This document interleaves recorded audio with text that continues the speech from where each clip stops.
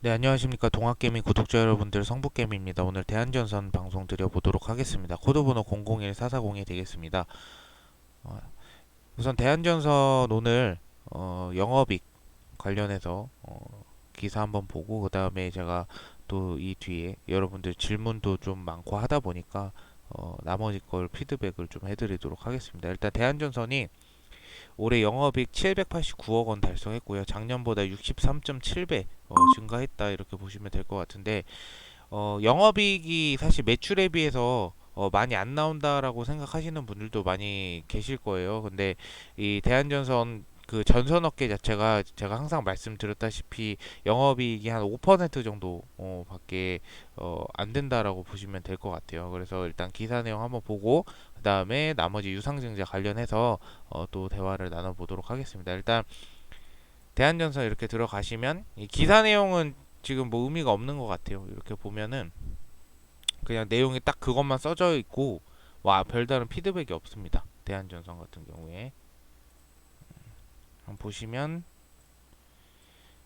대한전선 지난해 역대급 호실적 영업이익 63.7%, 매출 16.1% 늘어난 2008초 했고요. 영업이익이 789억 원이에요. 그래서 점차 매출액은 계속 늘어나게 되어 있다라고 저는 생각을 하고, 매출액이 점점 늘면 결국에는 영업이익이나 당기순이 뭐 갑자기 급작스럽게 뭔가 직원을 많이 뽑는다든지 아니면은 관리비가 많이 든다든지 사실 판관비가 많이 들어가는 비중이 있거든요. 근데 이거는 제가 지금 이제 사업 보고서 좀 같이 보면서 이야기를 할 거예요. 전자공시 들어가서 어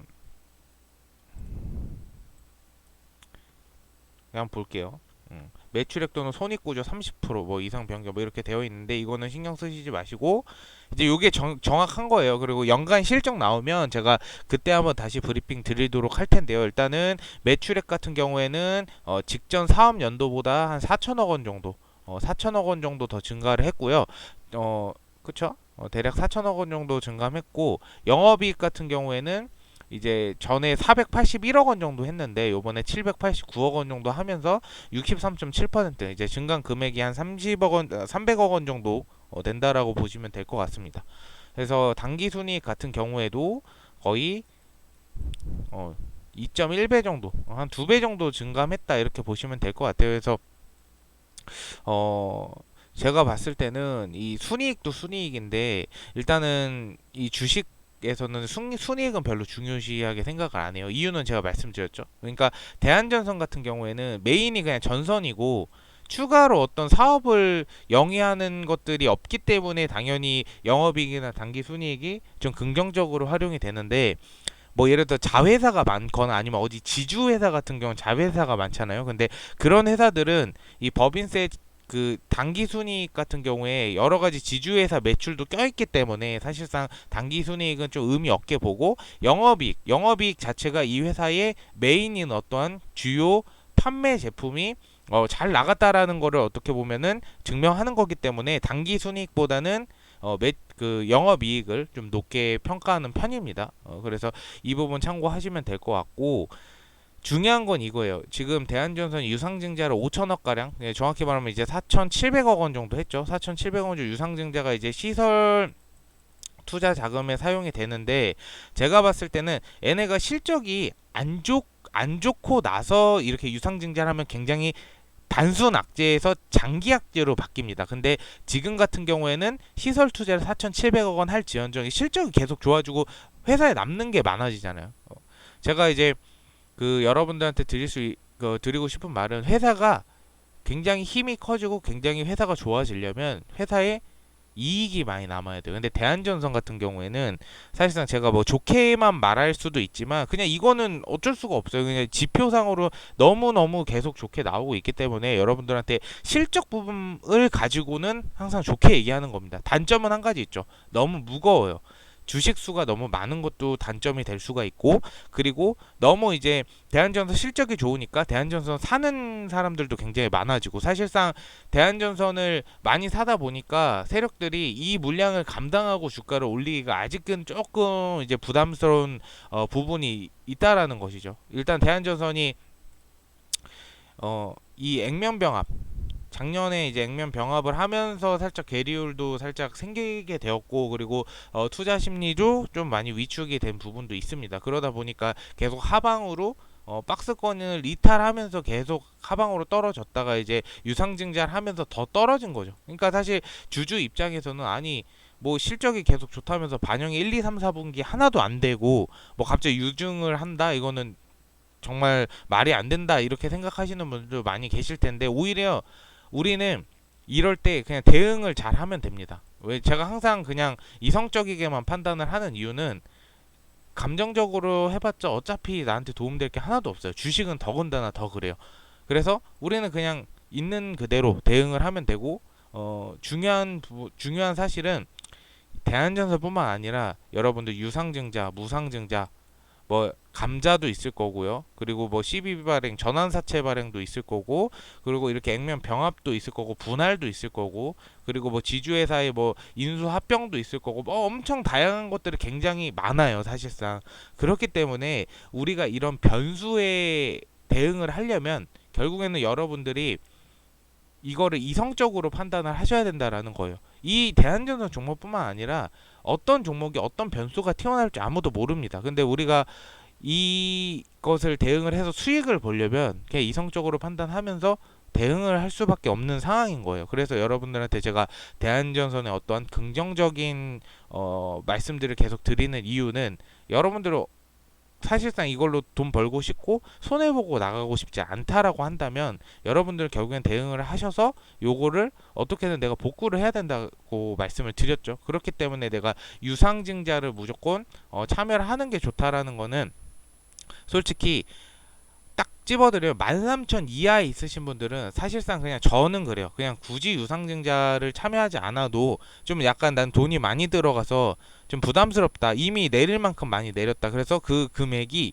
13,000원 이하다라고 하시는 분들은 사실상 그냥 조금 기다리면 유상증자 끝나고 저는 이 금액까지는 충분히 회복이 되지 않을까 이렇게 생각을 하는데, 이제 걱정은 그거예요. 16,000원, 17,000원대까지도 사실상 시간이 좀 걸릴 뿐이지, 그때까지 기다리면 어느 정도는 분명히 올라갈 타이밍이 있을 것이다. 저 그렇게 생각을 해요, 사실상. 근데 이제 가장 중요한 건 어떤 거냐면, 2만 원 이상이 있으신 분들. 이 2만 원 이상 있으신 분들은 사실 전에 대한전선이 이제 원전 이슈 있으면서 실적 발표까지 같이 한 이슈가 여기에 터졌단 말이에요. 그러다 보니까 이때는 사실상 어떤 기사가 나왔냐면, 이 대통령이 이때 이제 문재인 대통령이죠. 문재인 대통령하고 바이든 대통령이 어떠한 얘기를 했냐? 이 원전 관련 얘기를 했었어요, 이때. 그래서 두산에너빌리티, 두산중공업 필두로 해가지고 원전 관련 섹터들이 엄청나게 올라갔을 때 타이밍이에요, 이때는. 여러분들 그쵸? 그렇기 때문에 사실상 지금 그런 뭔가 정치와 엮여서의 이 대한전선 상승 흐름으로 갈 확률이 매우 적어요. 그렇기 때문에 우리는 뭘 믿어야 되냐? 결국 실적만 믿고 가야 되는 부분인데, 그걸 믿고 가기에는 2만 원 이상까지 올라가기가 단시간에는 어렵다. 물론 여러분들이 뭐 나는 한 3년이고 5년이고 뭐 자식들 주식 물려줄 거예요라고 생각하시는 분들은 상관이 없어요. 왜냐하면 충분히 원전이나 아니면 대한전선이 어떠한 그 종전 관련주로도 엮이게 되고, 그래서 대한 전선 관련해서 굉장히 많은 그 부분들이 저희 전 세계적으로 사용이 되고, 거기다가 대한전선이 임해 공장에 이제 해저 케이블 착공하면서 요번에 1공장도 완공되고 시설 투자해가지고 2공장까지 완전히 완공이 된 후에는 이 매출이 지금 실적보다 훨씬 더 많이 올라서 영업이익이 훨씬 더 많이 나올 거란 말이에요. 그렇다면 미래지향적으로 봤을 때는 괜찮죠. 근데 단기간에 나는 이거 급한 돈이 필요하거나 난 단기간에 좀 탈출을 하고 싶어라고 하시는 분들 중에 2만 원 이상은 조금 여러분들이 노력하셔서 유상증자를 참여한다든지 해서 평단가를 충분히 내려놓으셔야지 대한전선의 어떠한 상승이 있을 때 여러분들이 충분한 탈출이 가능하다, 이렇게 말씀을 좀 드리고 싶습니다. 그래서 대한전선은 쉬운 종목은 아니에요. 근데 그렇지만 여러분들이 잘만 알고 노력하면 한 가지 안전빵은 실적이 너무 좋기 때문에, 사실 주식에는 실적이 거의 80% 90% 차지하거든요. 다만 애가 조금 시장에서 관심받는 지금 섹터가 아니고, 거기다가 주가가 좀 무겁기 때문에 주가가 많이 못 올라가는 것입니다. 그래서 이 부분을 참고를 해주시면 좋을 것 같아요. 그리고 오늘 댓글도 한번 보도록 하겠습니다.